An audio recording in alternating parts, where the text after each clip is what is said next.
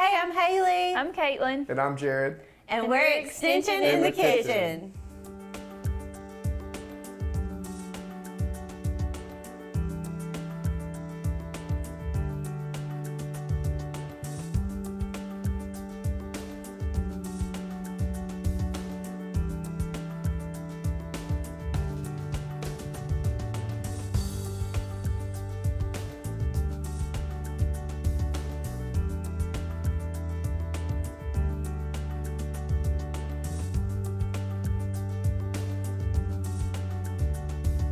Welcome back to the show. I'm so excited to have my two co-workers here today. Today we're going to focus on agriculture in Stanley County on our cooking show. So I'm excited again to have Caitlin and Jared here to talk a little bit about agriculture and their programs here in Cooperative Extension in Stanley County. So before we dive into all about agriculture, let's get started on our recipes today. And I thought there was no better recipes to do today than something with beef, because we're with our livestock agent, and something with some field crops because we're with our field crops agent. So we're gonna start first by just getting our pan heated up. I know the weather is starting to cool down now, so it might not be the perfect time to grill something, but it's always a good time to pan sear something. And Caitlin introduced me to the best steak, do not tell my husband, and that's a pan-seared steak. So tell us a little bit about what we're gonna be doing with this, Caitlin. So super easy. All we're gonna do is heat the pan up pretty hot. I'm gonna go ahead. Yeah, I'm gonna put it on high to get a sear on the steak. Then I've got the steak rub. It's paprika, garlic powder, onion powder, salt, pepper, and thyme. So I'll just rub the steak. I'll melt the butter in the pan first, rub the steak, stick it in there 3 minutes aside, and then we'll be good to go. Awesome. And this is a porterhouse steak we're using today. It was on sale and it had some nice marbling. So what is so good about marbling? What is that? So marbling is fat that runs through the muscle. Typically the more marbling the better. So what that does is adds flavor, it makes it juicier, and it just gives you a good sear. Very cool, very cool. So we're gonna let that heat up. We're actually gonna put together our other recipe first while our pan's getting nice and hot, because we do want that nice sear on the outside for sure. But so let's jump in over here. And my favorite field crop is corn. That is a field crop, right, Jared? Yes. Okay, okay. And do we have corn growing here in Stanley County? Yes. So we have corn growing in the county in field crops. We have cotton, we have soybeans, and we have wheat. So those are grown in large fields. And so a lot of the corn there's some for popcorn and for grits. A lot of it goes for animal feed as well. And then we have smaller growers that they grow sweet corn, tomatoes, peppers, and a variety of other things. So we have a lot of different things grown in our county. We have over 95,000 acres in agriculture. And we have a lot of different farmers too. So we have a lot of good farmers markets that have different things that go to it, the sweet corns for small growers and everything. So we have a lot of stuff in our county. We have a lot of great stuff in our county for sure.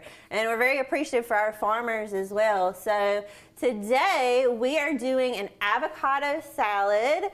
And it is super easy. I love easy recipes, something that's quick to put together, and I feel like this would pair really well with the steak as well. So we've already got our corn. You can cook it on the cob and cut it off, or you can use canned corn, whichever you have available. And so we're just gonna add this to our big bowl. And Jared, if you'll throw in our tomatoes. This recipe is from medinsteadofmeds.com, which is a program that I've taught here in the county. Wonderful, one of my favorite programs, and there are tons of recipes online on Med Instead of Meds. that you can check out. So I'm going to show you really quick because some people might not know how to cut an avocado. Have you cut an avocado before? I definitely You have have not. Have you cut an avocado? I have not. You have not. Okay. So this can be kind of messy, but I like to at least show one little skill in my cooking show. And so when you're cutting an avocado, first of all, when you're picking an avocado, if you're planning on using it very soon, you want to pick it up and kind of give it a little squeeze. And if it kind of gives a little bit, you know it's nice and ripe and ready to eat. If you want some avocado that's going to last a while, get them hard and let them ripen on your counter. But we're just going to cut around the avocado like this with our knife. And then, if you're lucky, I'm just kidding, it'll open right up, okay? So everybody's got a little different way. I just use my fingers. Some people use a spoon to scoop it out. But if it's nice and ripe, it'll usually just come right out. Like, I said like so, and then I struggled. But see, it'll peel right off of there. And then, you know, people get fancy and they're like, oh, well, to get the pit out, you take the knife and you hit it like this into the pit. I feel like that's dangerous. I literally use my fingernail. I push my fingernail into the pit and I pull it out. So I feel like that's a little bit less dangerous. What do you think? I'd say so. All right, so we're just gonna get all that outside layer on. So you make a little bit of a mess, but it's worth it because then you can, like, you know, lick the avocado off your fingers. That's not food safety advice, but it is tasty. And then we're just gonna cut it up into small pieces like so. And this recipe calls for 2 avocados. I love avocados, so I got the biggest avocados I could find. I think our pan's ready for our butter, by the way. Yeah, let me grab a fork really quick so we can push it around. So I am just throwing butter in the pan and letting it melt.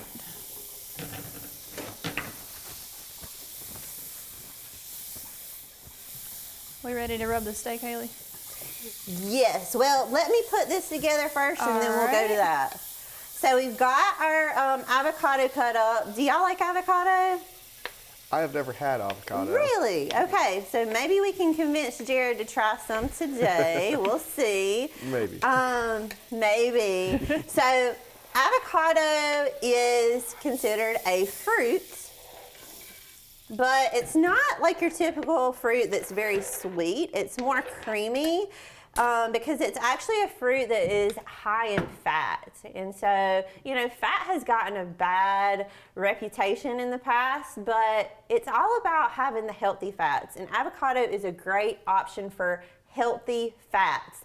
Fats are important for your diet because they're very satiating, which means if you eat enough fats throughout the day, you're going to be more satisfied. And plus, they make recipes taste delicious. So I love avocado. I love guacamole, all those good things. So will you add our avocado into our salad, please, sir? Thank you. There Doesn't it that look goes. delicious? Oh yeah. Yes. Here, I hope you get that out. Thank Okay. you. All right. So then I'm putting Jared to work today. We've got a couple tablespoons of lemon juice. You're just going to pour that over. Okay. And lastly, we've got a few spices to add just a little extra, you know, something to make it taste even better. So we've got salt, black pepper, and some paprika. So throw that on top. And I'm going to grab, I think our spoons are actually right here. Yeah, I'll just take this one. Mix that up for us, Jared. All right. All right, so he's gonna mix that up. We're gonna put it in the refrigerator while we make our steak so it can get nice and chilled. And now we will go ahead and start with our steak. So tell us about what we're gonna put on our steak. So I'm just gonna rub this on, and again, it is garlic powder, onion powder, paprika, and thyme, and salt and pepper. So I'm just gonna rub it and press it in to both sides. Flip it over, do the same thing. I made a little much, but it'll fall off. make sure I get it all over. Thank you, Jared. Oh, yes, ma'am. All right, and then I am just gonna throw it on the pan about 3 minutes aside. Oh, made a mess. That happens in the kitchen. It's all good.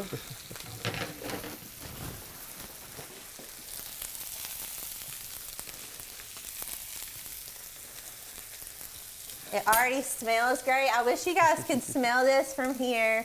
So she definitely puts a generous amount of that dry rub on there, and it makes it taste so good. All these recipes will be available at the end of the show, so please continue to watch through the end.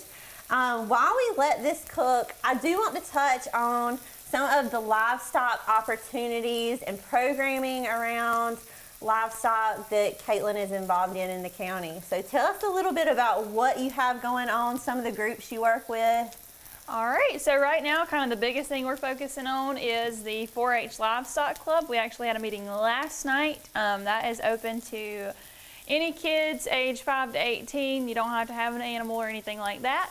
We do that on the third Tuesday of every month at 6 o'clock. Locations kind of vary. I do work with the County Cattlemen's Association. We put on educational programs. Typically, we feed you too. Upcoming, we have a meeting November the 7th. We're going to talk about some kind of antibiotic restrictions coming up. So we do talk about things like that. We've got a mineral sale going on. So we do for our cattlemen's a bulk mineral fundraiser. So they put in orders. I put in the order. They just come pick it up. And other than that, we've got some animal nutrition based programs coming up late winter, early spring. But that's pretty much what we got going on. And Caitlin's also going to be teaming up with me at the West Stanley Senior Center for a Discover Cheeses class. So if that's something you'd be interested in or learning more about, feel free to give us a call. Thank you, Caitlin. And Caitlin and Jared actually team up as well to provide some of our certification courses. You want to talk a little bit about those that are offered in the community? Yep, so we have pesticide recertification, so we also have a pesticide school for getting new people with licenses.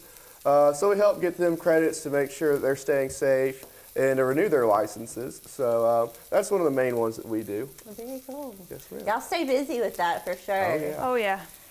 And also, I couldn't not have this show without talking about some of our awesome volunteers that work with us.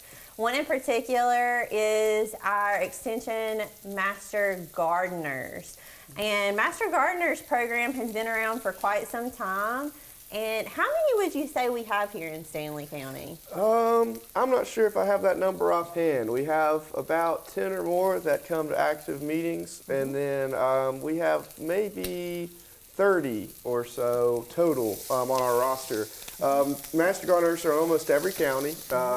We have almost all around us. There's multiple Master Gardener groups. They help with the demonstration garden. They help with volunteering at different high schools for different ag days. They do a lot for us and help around the ag center, and I'm very appreciative for them. I am too. Something else that we have teamed up with is actually, it's between 4-H agriculture and family and consumer sciences. And that is working on getting an edible garden, raised beds out here at the Ag Center. So if you're ever in the area, come check out our new raised beds that we were lucky to get grant funded to do that. And then we're going to be working with our kids to allow them to use some of those foods in recipes. But the Master Gardeners have really been vital in getting those set up and helping us get the plants started and helping to maintain those beds as well. So they're out in the community, they're educating, and they're helping us so much, and so we're very appreciative for them. I know Jared had planned to have another training. I don't know if that's still in the plans for the future or if you're rescheduling that. Yeah, so it's on hold at the moment. We are looking to have it again in the future. It was possibly going to be online, possibly going to have some of it in person. It's all up in the air at the moment, but I do plan on having one in the future to get more Master Gardeners and to help educate. So. Very cool, very cool. Well, how's our steak looking? We're almost there. I'm cooking this to 145 degrees internally. I like a good rare steak. So you could cook it a little longer if you don't want it rare. We are almost there. And I love how this cast iron pan gives it such a great char. That char adds a wonderful flavor, but food safety wise, do be aware that a char almost adds a barrier to the outside of your meat. And so if you do want that steak to get more done, be aware that that char can prevent the heat from penetrating to the middle. Just like Caitlin, I love a medium rare to rare steak. I don't know about Jared. What do you like, Jared? I like more rare. More rare? Mm-hmm. So, yeah, I like more of a rare steak, but again, if you don't, that can make a difference. But that char is going to add a lot of good flavor. Mm-hmm. Awesome. You need a fresh plate? I got one. Okay. Awesome. Few more minutes. Is there anything else that either of you would like to share about any of the things going on in agriculture? I know you do some field days sometimes, Jared. Did you want to talk about any of the field days and, just things that you do? Yeah, so currently we have a cotton trial in the county. It's a variety trial, and that's getting close to being done. I think we're heading out there tomorrow to get it picked. And we've had a field day for that, and we also have field days for coming up for herbicide resistance. There's a whole bunch of different things we do field days for that really we do a variety of different things to help educate farmers, either if you grow row crops or if you have a smaller operation of growing blueberries or tomatoes or anything. So very nice. Lots going on here in Cooperative Extension. So yeah, if you have any questions around, farming, horticulture, livestock, any of our 4-H clubs, healthy eating, or cooking more at home, let us know, and we're happy to help you as much as we can. So it looks like we're ready. I'm going to grab our salad out of the refrigerator.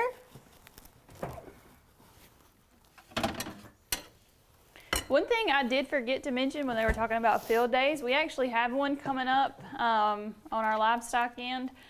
I say coming up, the trial for it's coming up. What we're doing is we're planting winter annual forages. So if that's something that interests you, we're going to see how they grow, kind of lay those growth curves on top of each other to extend out our grazing season, and we'll have a field day for that. Hopefully late March, early April. Very awesome. Great. Just getting that out of the way so the steam wasn't in your face. All right, so we're all done. That was 2 super quick recipes, kind of a spotlight on some of our livestock, some of our field crops, and some delicious foods as well. So again, if you have any questions for us about med instead of meds, also, this recipe was off of which website? Beefiswhatsfordinner.com. So if you just search beef is what's for dinner, it'll pull up tons of different beef recipes. Great recipes. Highly recommend. So go check these out. Give us a call if we can help you with anything. And thank y'all so much for being here with us today. Bye, guys.